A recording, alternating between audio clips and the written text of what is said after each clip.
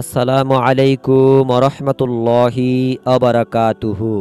আলোর ইসলাম নলেজ চ্যানেলে আপনাদের স্বাগতম। আজ আমি আপনাদের সঙ্গে আলোচনা করব আজ পবিত্র সোমবার দিনে অথবা রাতে এই দোয়াটি মাত্র ৫ বার অথবা ১১ বার যদি পড়তে পারেন, আপনার মনের আশা পূরণ হবে, সকল দোয়া কবুল হবে ইনশাআল্লাহ। প্রিয় দিনী ভাই এবং বোনেরা, সাপ্তাহিক আমল সোমবার ও বৃহস্পতিবারে মহান আল্লাহ তাআলার কাছে পেশ করা হয়। তাই আপনি যদি চান যে আপনার আমল আল্লাহ তাআলার কাছে খুব সুন্দরভাবে এবং আমল করা অবস্থায় আপনার আমল আল্লাহ তাআলার কাছে পেশ করা হোক, ফলে অবশ্যই আপনি আমলটি করবেন। এবং যাদের পরিবার সংসারে রিজিকে বরকত নেই, অভাব অনটন লেগে আছে, কোনোভাবেই আপনি আপনার জীবনের উৎস খুঁজে পাচ্ছেন না, অনুরোধ করব জীবনে একবার হলেও সোমবার দিনে অথবা রাতে আমলটি করে আপনি আপনার জীবনের সমস্ত গুনাহ মাফ করিয়ে নিন। ইনশাআল্লাহ আপনার জীবনের সমস্ত গুনাহ আল্লাহ মাফ করে দিবেন। আপনার পরিবার সংসারে আল্লাহ তাআলা খায়রে বরকত দিবেন ইনশাআল্লাহ। তাই অনুরোধ করছি, জীবনে একবার হলেও আমল ঠিক করবেন। এই উদ্দেশ্যে ভিডিওটি না টেনে একদম শেষ পর্যন্ত দেখতে থাকুন। অনুরোধ করছি, আমরাই এই প্রথমবার নারীদের ছবি ছাড়া কিংবা হারাম কোনো ছবি ছাড়া ইউটিউবে ভিডিও দিয়ে থাকছি। এই রকম ভিডিওগুলি যদি আপনি আপনার ফোনে পেতে চান, এজন্য অবশ্যই আলোর ইসলাম নলেজ চ্যানেলটিকে সাবস্ক্রাইব করে রাখুন। তো চলুন শুরু করি। আবু হুরায়রা রাদিয়াল্লাহু তাআলা আনহু থেকে বর্ণিত, রাসূল সাল্লাল্লাহু আলাইহি ওয়াসাল্লাম বলেন, প্রতি সপ্তাহে সোমবার ও বৃহস্পতিবার আল্লাহ তাআলার কাছে আমল পেশ করা হয়, তখন আল্লাহ তাআলা তার মুমিন বান্দাদের ক্ষমা করে দেন। সুবহানাল্লাহ, সুবহানাল্লাহ। অর্থাৎ প্রিয় দিনী ভাই এবং বোনেরা, প্রতি সপ্তাহে সোমবার আপনার আমার সকলের আমলনামা মহান আল্লাহ পাক রব্বুল আলামিনের দরবারে পেশ করা হয়। তাই ওই সময়ে যদি আমরা আমল করি বা আমল অবস্থায় থাকি, তাহলে মহান আল্লাহ তাআলা আমাদের পিছনের গুনাহ মাফ করে দিবেন। আমরা কিন্তু চাইলে সোমবার দিনে রোজা রাখতে পারি। ফরজ ও ওয়াজিব ছাড়া অন্যান্য আমলকেও নফল আমল বলা হয়। তাই আমরা সোমবার দিনে নফল রোজা রাখতে পারি। নফল মানে অতিরিক্ত ফরজ বা ওয়াজিব নয়। নফল দুই প্রকার। প্রথম প্রকার হলো রাসূল সাল্লাল্লাহু আলাইহি ওয়াসাল্লামের কর্তৃক এই প্রকার রোজা রাখা সুন্নাত। দ্বিতীয় প্রকার রোজা হলো অনির্ধারিত, এটি মুস্তাহাব। এই উভয় প্রকার রোজাকে নফল রোজা বলা হয়। রোজার ফজিলত সম্পর্কে হাদিস শরীফে হযরত আবু হুরায়রা রাদিয়াল্লাহু তাআলা আনহু বর্ণনা করেন, রাসূল করিম সাল্লাল্লাহু আলাইহি ওয়াসাল্লাম বর্ণনা করেন, প্রত্যেক বস্তুর জাকাত আছে, শরীরের জাকাত হলো রোজা। ইবনে মাজাহ ও মিশকাত শরীফের হাদিস। রাসূল সাল্লাল্লাহু আলাইহি ওয়াসাল্লাম আরো বলেন, রোজা ঢাল স্বরূপ এবং জাহান্নাম থেকে বাঁচার দীর্ঘ পথ। নাসাই শরীফের হাদিস।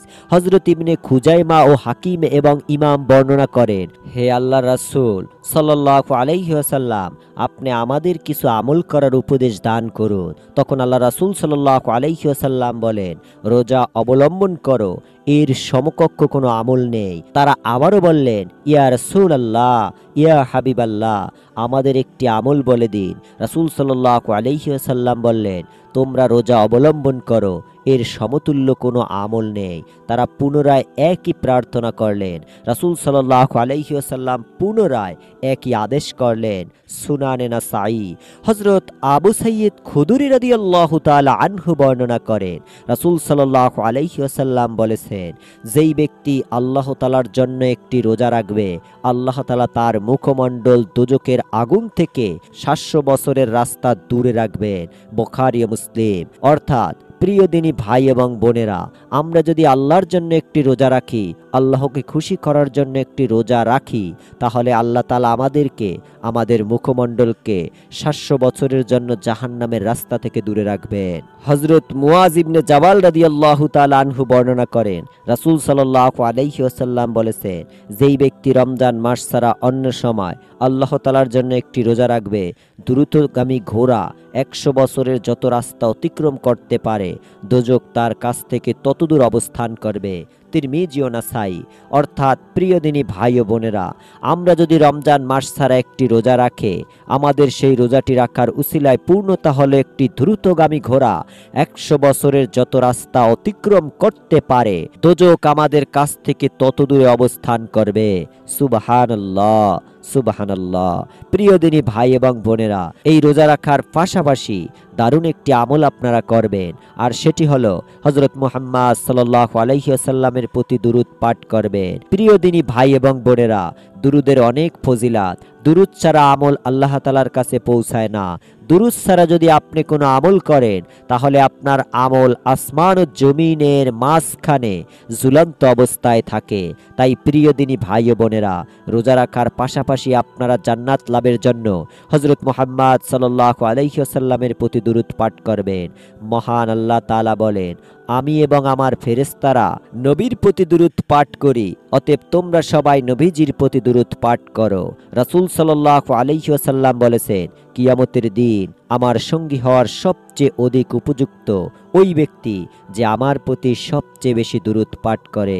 তিরমিজি শরীফ। তো একটা প্রশ্ন থেকে যায়, আমরা কোন দুরূদ পড়তে পারি বা কোন দিন কোন সময় দুরূদ পাঠ করতে পারি? তো প্রিয় দিনী ভাই এবং বোনেরা, আপনারা সোমবার রাতে দুরূদের আমলটি করতে পারেন। সারা দিন আপনি রোজা রাখার পরে সোমবার রাতে এশার নামাজ আদায় করার পরে আপনি দুরূদের আমলটি করবেন। আপনি দুরূদ পাঠ করতে পারেন 3 বার, 7 বার, 11 বার কিংবা 21 বার। তো আপনাদেরকে আমি দুরূদ বলে দিব, কোন দুরূদটি আপনি পাঠ করবেন এবং কোন দুরূদ পড়বেন সেটাও বলে দিব।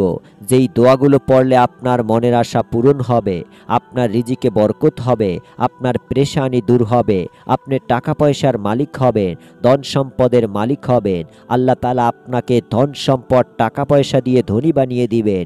সেই সাইয়্যিদুল ইস্তিগফারটি হলো, আল্লাহুম্মা আনতা রাব্বি লা ইলাহা ইল্লা আনতা খলাকতানি ওয়া আনা আবদুকা ওয়া আনা আলা আহাদিকা ওয়া ওয়াদিকা মাস্তাতাআতু আউযু বিকা মিন শাররি মা সানাআতু আবুউ লাকা বিনি'মাতিকা আলাইয়া ওয়া আবুউ বিজামবি ফাগফিরলি ফাইন্নাহু লা ইয়াগফিরুজ যুনুবা ইল্লা আনতা। অবশ্যই অবশ্যই আপনারা সাইয়্যিদুল ইস্তিগফারটি পাঠ করবেন। রাসূল করিম সাল্লাল্লাহু আলাইহি ওয়াসাল্লাম বলেছেন, যেই ব্যক্তি এই ইস্তিগফারটি পাঠ করবে, জান্নাতে যাওয়ার জন্য মৃত্যু তার জন্য বাধা হয়ে যাবে। তো প্রিয় দর্শক, অর্থাৎ জান্নাতে মৃত্যুর সাথে সাথে সে যেতে পারবে, শুধু একটাই বাধা, সেটা হলো মৃত্যু। যখনই মৃত্যু গ্রহণ করবেন, মৃত্যুর সাথে সাথে সে জান্নাতে প্রবেশ করবেন। সুবহানাল্লাহ, সুবহানাল্লাহ। তো এখন আমি আপনাদেরকে গুনাহ মাপের সর্বশ্রেষ্ঠ একটি দোয়া বলে দিব। অবশ্যই দোয়াটি মুখস্থ করে নেবেন। পবিত্র কুরআনুল কারীমে সূরা কাসাসের ভিতরে এই আয়াতটি আছে, বিসমিল্লাহির রহমানির রহিম, রব্বি ইন্নী যালামতু নাফসি ফাগফিরলি, রব্বি ইন্নী যালামতু নাফসি ফাগফিরলি। তো ইসলাম প্রিয় দিনী ভাই ও বোনেরা, ভিডিওটি দেখে আপনারা আশা করি নেকি হাসিল করতে পেরেছেন। ভিডিওটি আপনার বন্ধু বান্ধব আত্মীয় স্বজন সকলদের মাঝে শেয়ার করে দিবেন। আমলের ন্যায়তে ভিডিওটিতে একটি লাইক দিয়ে শেয়ার করে দিবেন। আল্লাহ পাক রব্বুল আলামিন আপনাদের সকলকে এই আমলটি করার তৌফিক দান করুন। আমিন। আসসালামু আলাইকুম ওয়া রাহমাতুল্লাহ।